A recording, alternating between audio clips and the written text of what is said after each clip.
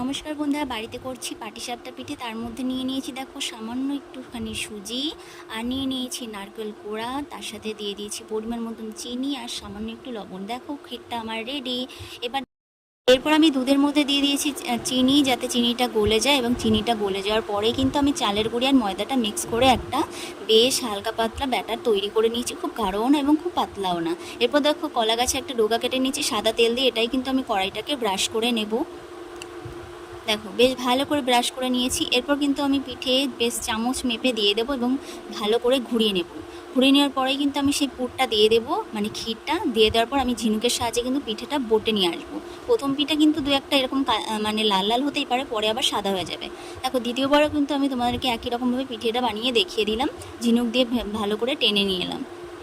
সেমভাবে দেখো আমার পিঠেগুলো রেডি। সো কেমন লাগলো আমার রেসিপিটা অবশ্যই তোমরা জানিও, আর কারা কারা খেতে পছন্দ করো সেটা জানিও। বাই।